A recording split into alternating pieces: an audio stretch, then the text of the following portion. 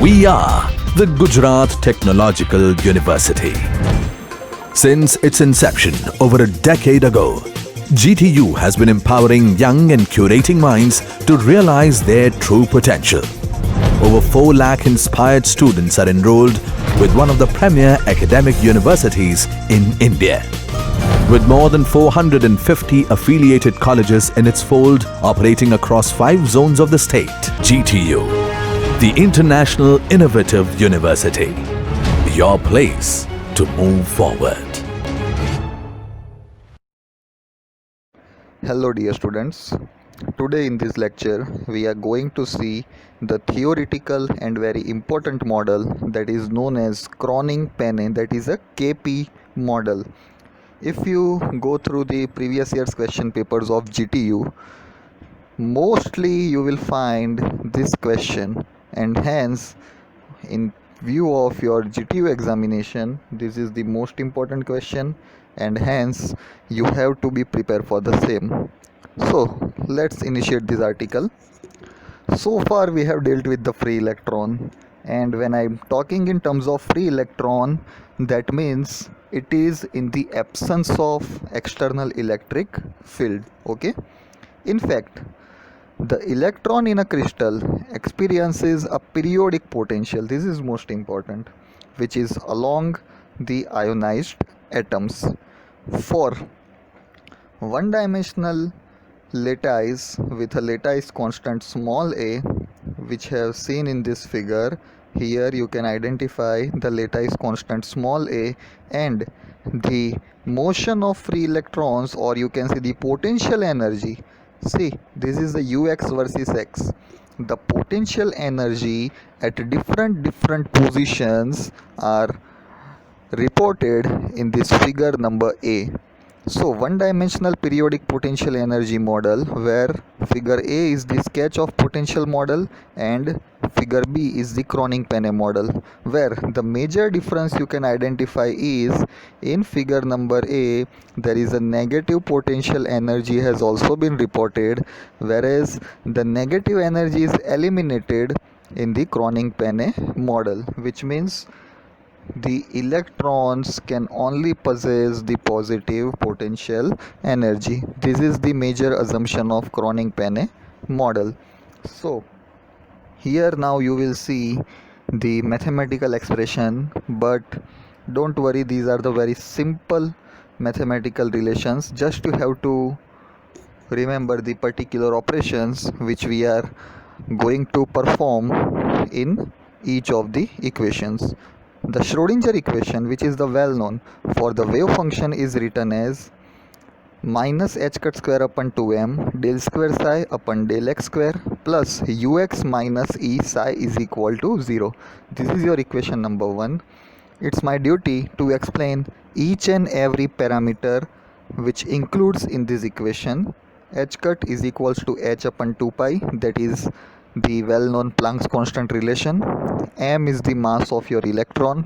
Here in this particular theory we will use the word mass of free electron. Psi is the wave function, x is the position, ux is the potential energy at x position, E is the total energy, that means the potential energy plus kinetic energy, and psi is again your wave function. But in this particular equation number 1, the potential distribution is given by when the position is between 0 to lattice constant a, where you can see from this figure in the Kroning-Penney model the potential energy is 0.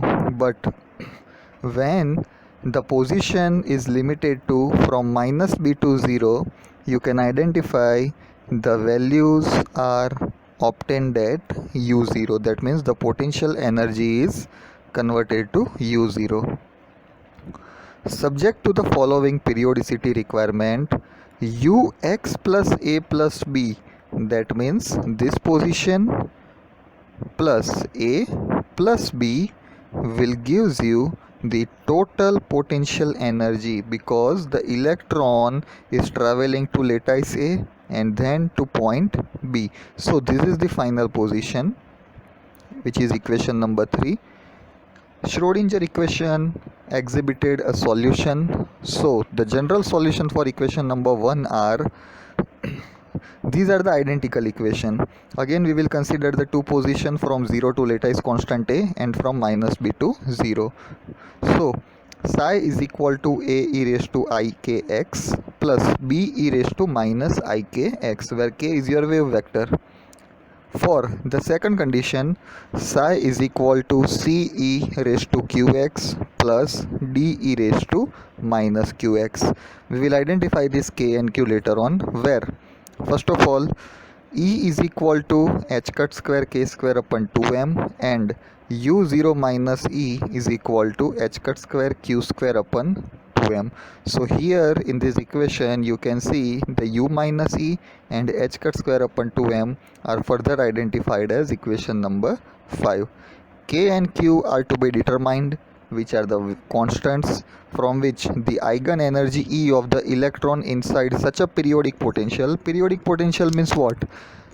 When electron is moving in the absence of electric field, what is the repeated motion which electron has exhibited and what is the energy? These are the important parameters on which many major applications of this semiconductor or any electronic material can be further classified. Four boundary conditions are needed to determine the unknown coefficients A, B, C and D. Here you can see the four constants are there, A, B, C and D. We know the wave function. Now when we determine these four constants, we can easily identify K and Q. So we can use the continuity of wave function and its derivative at x is equals to 0, which gives, these are the very simple relationship. A plus b is equal to cd, equation number 6. Ik a minus b is equal to q into c minus d, which is your equation number 7. Two more boundary conditions are necessary to determine the four unknown coefficients. Till now we have only two equations, so further two equations are also required. So we will consider a simple case of, due to the periodicity in the potential, the wave function at any 2 points separated by a lattice vector is related through the Bloch theorem in the x direction. This is the mathematical expression of the Bloch theorem, and you can state as, due to the periodicity in the potential, the wave function at any 2 points separated by a lattice vector small a is given by psi of x plus a plus b is equal to psi x e raised to I k a plus b, which is your equation number 8. We should distinguish the wave vector k from the propagation vector of the solution k in equation 5. We want to find a relationship between k and e, which is equivalent to a relation between small k and capital K. Here the small k is your wave vector and capital K is the constant which we need to identify. The continuity requirements for the wave function and its derivative at x is equals to a are then a e raised to I k a plus b e raised to minus I k a is equal to c e raised to minus qb plus d e raised to qb into e raised to I k a plus b. This is your equation number 9, which is your third equation, or you can say third boundary condition. And the fourth boundary condition is, you just have to multiply this equation with Ik,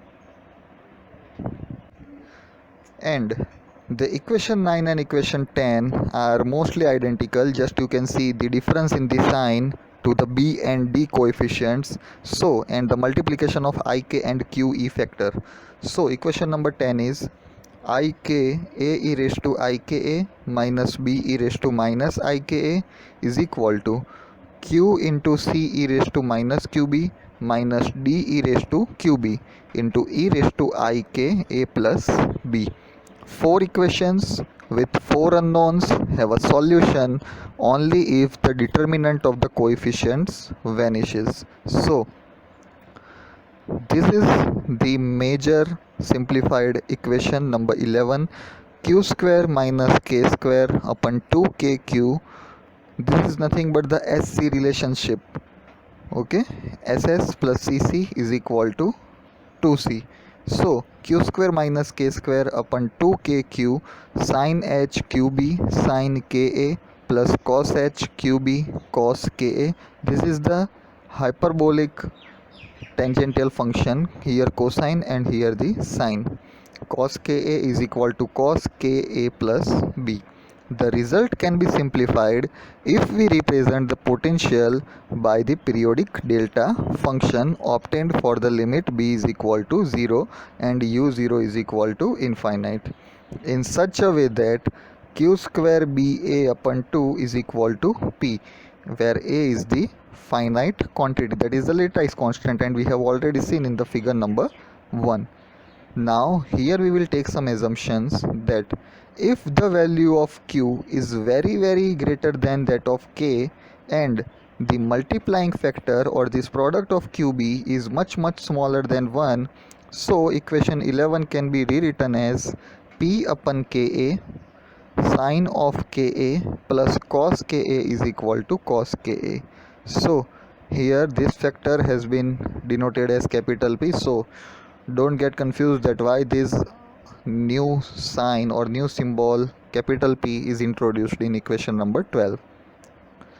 The range of k for which this equation has solutions are plotted in the figure below for the case capital P is equal to 3 pi by 2. The shaded area which you can see in this particular energy versus wave vector graph is for the forbidden gap, and here the negative values have also been shaded because the left hand side of equation 12 as function of ka, because the right hand side is always less than or equal to 1. There are regions, the shaded area, where no solutions for ka exist, and thus no electron can exist with energy corresponding to the values of capital K in this region. Bloch's theorem says that the wave function corresponding to the wave vectors small k separated by m into 2 pi by a, since b is equals to 0, are identical. They are the same quantum state and should be counted only once. Thus, rather than plotting the energy eigenvalues for all the wave vectors, we can plot them in one period, and this way of representation is called reduced zone representation, which is particularly used for lattice structures. The relationship between the energy and wave vector is the dispersion relation. So here the two figures are very important, which gives the brief insights of KP model. We have introduced the equation, got the solution, but how this KP model will affect your energy structure. So in this figure A, parabolic curves of a free electron in one dimensional periodically continued in reciprocal spaces.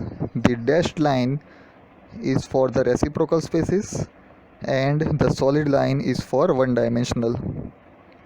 The periodicity in real space is A and B. Extended zone. Splitting of the energy parabola at the boundaries of the first Brillouin zone, the energy gaps are forbidden regions, as you can see, and here now the solid lines will represent the KP model. So these lines are from KP model, where the minus 3 pi by minus 2 pi by different wave vectors has been utilized, and the difference between the KP model solid lines are your energy gaps, not on the positive sides, also from the negative positions of wave vector.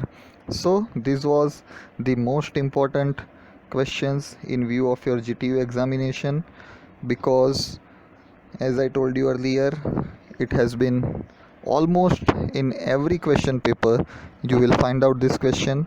So thanks for visiting this lecture.